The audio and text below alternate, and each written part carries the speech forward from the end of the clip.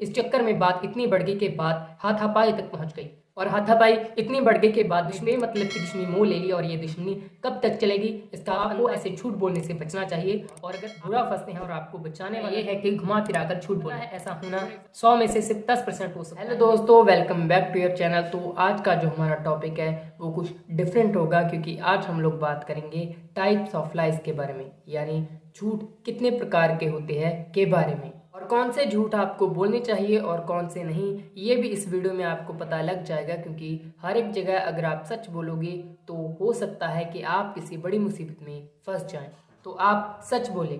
मैं आपको सच बोलने से, जो ट्रूथ है उसको बताने से नहीं रोक रहा हूं, पर कहां पर इसका शटर कुछ समय के लिए बंद करना है ये मैं इस वीडियो में आपको बताऊंगा। आपको हमेशा झूठ नहीं बोलना है, ये एक बैड हैबिट है। इस बात को ध्यान में रखकर ही इस वीडियो को देखें। तो चलिए ज्यादा समय ना बर्बाद करते हुए वीडियो को शुरू करते हैं। नंबर 1, सेफ्टी लाई।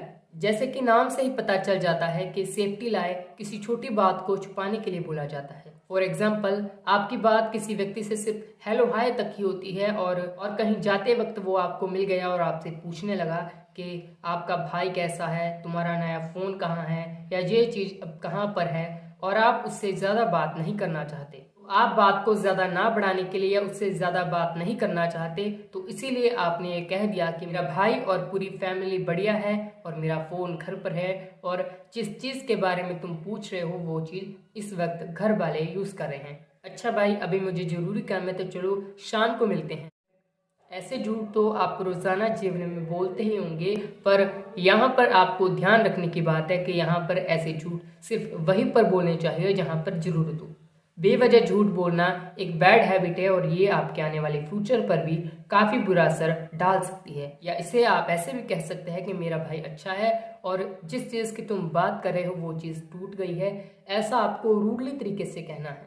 इससे ज्यादातर चांसेस है कि वो बात वहीं पर खत्म हो जाएगी और बात ज्यादा बढ़ेगी नहीं और आपकी कीमती एनर्जी वेस्ट होने से बच जाएगी। इसे हम सेफ्टी लाई यानी बचाव के लिए झूठ कह सकते हैं या कैटेगरी में डाल सकते हैं। नंबर 2, एनर्जी सेविंग लाई। दूसरा सेकंड टाइप ऑफ लाई है energy saving lie. For example, आपको किसी ने कोई गलत बात या गलत सलाह दे दी और आपको पता है कि वो सलाह या बात गलत है, और आप उसे समझाने लगे कि ये जो तूने बात बोली है या बात कही है वो गलत है, लेकिन सामने वाला आपकी एक बात सुनने को तैयार नहीं है और बात बढ़ती ही जा रही है, और बात ना बढ़े और बात बिगड़ ना जाए, इसीलिए आपने उनकी गलत बात को भी एक पल के लिए सही मान लिया और आपने कहा तू सही है और मैं गलत, मैं तुम्हारी ही बात मानूंगा और अगर तुम्हारी एडवाइस मुझे अच्छा परिणाम देगी तो मैं 10 लोगों को और बताऊंगा। ठीक है, तो इस तरह के झूठ को हम एनर्जी सेविंग लाई कह सकते हैं। अगर हम ऐसा नहीं करते तो रिजल्ट बिल्कुल इसके उलट भी हो सकता था। जैसे अगर आप अड़ जाते कि इसने जो बात बोली वो गलत है और मैं इसको गलत साबित करके ही हटूंगा, और इस चक्कर में बात इतनी बढ़ गई के बाद हाथापाई तक पहुंच गई, और हाथापाई इतनी बढ़ गई के बाद दुश्मनी तक पहुंच गई। सिर्फ एक छोटी सी बात को साबित करने के चक्कर में आपने बेमतलब की दुश्मनी मोह ले ली, और ये दुश्मनी कब तक चलेगी इसका आप अंदाजा भी नहीं लगा सकते। तो ऐसे वक्त में समझदारी यही है कि आप एक छोटा सा झूठ बोल के बात को वहीं पर निपटा दें, और इसे हम सही समय पर सही फैसला लेना कह सकते हैं। नंबर 3, सफेद झूठ।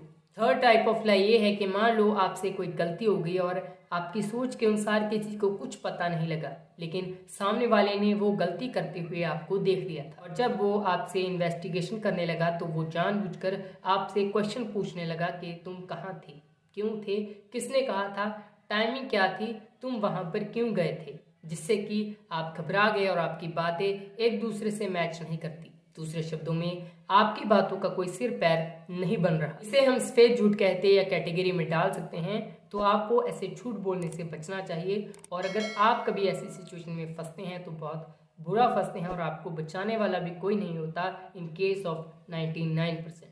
नंबर 4, बेमतलब झूठ।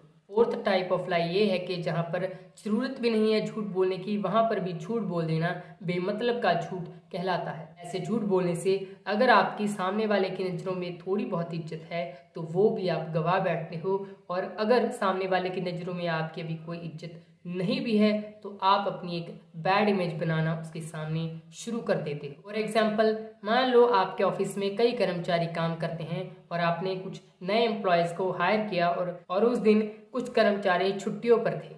तो जब पुराने कर्मचारी छुट्टियां बिताकर ऑफिस में वापस आते हैं तो उनका बॉस उनको बताता है कि हमारे जो नए कर्मचारी हैं इन्होंने पहले ही दिन में 4 से 5 पॉलिसीज बेच भी दी है। तो आपको इनसे कुछ सीखना चाहिए और इनसे इंस्पिरेशन लेनी चाहिए। इससे पुराने कर्मचारी थोड़ा लो डिप्रेस्ड फील करते हैं और उनका पॉलिसीज बेचने का कॉन्फिडेंस थोड़ा डाउन हो जाता है और वो खुद को कोसने लग जाते हैं। लेकिन वेट, जैसे जैसे टाइम बीतता जाता है उनको नए कर्मचारियों का असली रूप, उनकी इस वक्त क्या सिचुएशन है, क्या वो कर सकते हैं और क्या नहीं, पूरा दिन बीतते बीतते पता लग जाता है और उन एम्प्लॉयज़ की नज़रों में उस कंपनी के बॉस की एक बैड इमेज बन जाती है और वो सभी एकजुट हो जाते हैं। और एकजुट होकर उन्होंने नए कर्मचारियों को परेशान करना शुरू कर दिया, जिससे कि उन पर काम का बोझ ज़्यादा पड़ने लगा और कईयों ने वो जॉब छोड़ दी। जिसके बाद पुराने कर्मचारियों ने भी वो जॉब छोड़ दी और उन्होंने अपना एक कारोबार करना शुरू कर दिया, जिससे कि कंपनी को काफ़ी लॉस हुआ और उस कंपनी को बंद करने तक की नौबत आ पड़ी। क्योंकि कोई भी कंपनी चलती है कस्टमर से, और अगर आपके पास कस्टमर्स है, ढेर सारे कस्टमर्स है, तो उसको सर्विस देने के लिए और उनको हैंडल करने के लिए एम्प्लॉयज़ तो आपको चाहिए ही, और किसी भी कंपनी को चाहिए भी ट्रेंड। तो कंपनी तो पहली लॉस में है। अगर वो बॉस झूठ ना बोलता, कर्मचारी एकजुट ना होते, नए कर्मचारियों पर ज़्यादा बोझ ना पड़ता, पुराने कर्मचारी जॉब ना छोड़ते, कंपनी को लॉस ना होता, बल्कि कंपनी दोगुनी चौगुनी रफ्तार से तरक्की कर रही होती और कंपनी अब से 10 गुना ज़्यादा प्रॉफिट कमाती। लेकिन सिर्फ एक झूठ की वजह से कंपनी बंद तक करने की नौबत आ पड़ी। मुझे पता है ऐसा होना 100 में से सिर्फ 10% हो सकता है, लेकिन आप रिस्क लेंगे ही क्यों? 10% भी क्यों? सो ऐसे झूठ आप ना ही बोले तो अच्छा है। तो इससे हमें क्या शिक्षा मिलती है? इससे हमें शिक्षा मिलती है कि कहीं पर भी यहाँ पर जरूरत ना हो बेमतलब का झूठ नहीं बोलना चाहिए। जिस जगह पर झूठ की कोई जरूरत ना हो वहाँ पर झूठ नहीं बोलना चाहिए, वरना आपका एक छोटा सा झूठ आप पर कितना भारी पड़ सकता है इसका आप अंदाजा भी नहीं लगा सकते या सोच भी नहीं सकते। नंबर 5, ट्विस्टेड झूठ। 5th टाइप ऑफ लाई ये है कि घुमा फिरा कर झूठ बोलना। फॉर एग्जाम्पल, एक की बड़ाई करना और दूसरे की वैल्यू 0 है ये दिखाना या बिल्कुल भाव ना देना।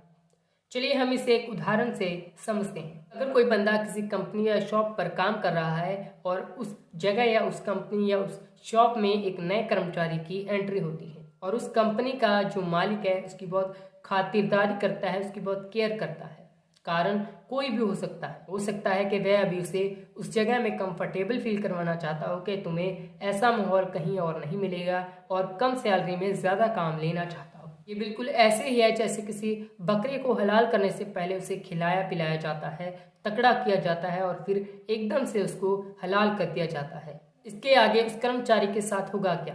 धीरे धीरे उस पर पूरी कंपनी, शॉप या ऑफिस का बोझ डाल दिया जाएगा। अब आप शायद सोचो कि भाई ये तो उसका काम है, काम तो उसको करना ही पड़ेगा। दरअसल ये दिखने में छोटी सी बात लगती है, लेकिन ये बात कुछ ऐसी है। मान के चलो कि उसी काम को करने के लिए कोई व्यक्ति 10,000 की सैलरी मांगता है और वही कोई मजबूर इंसान जो काम ढूंढते हुए आता है वो उनसे पूछता है कि यहाँ पर ज़रूरत है क्या। सामने वाला उनको 3,000 रुपये ऑफर करता है और वो कहता है कि 3 तो बहुत कम है, आप मुझे चलो 6 या 7 दे दो। तो वो कहता है कि मैं 4 या 4.5 से ज़्यादा नहीं दूंगा। मंजूर है तो आप कर सकते हो, नहीं तो आपकी मर्जी। और सब बात करने पर बात 4500 पर निपट जाती है। तो अब आप ही बताइए, कहाँ 10,000 और कहाँ 4500? और दुकान भी काफ़ी बड़ी है, उस हिसाब से 10,000 मिनिमम है, ना कम ना ज़्यादा।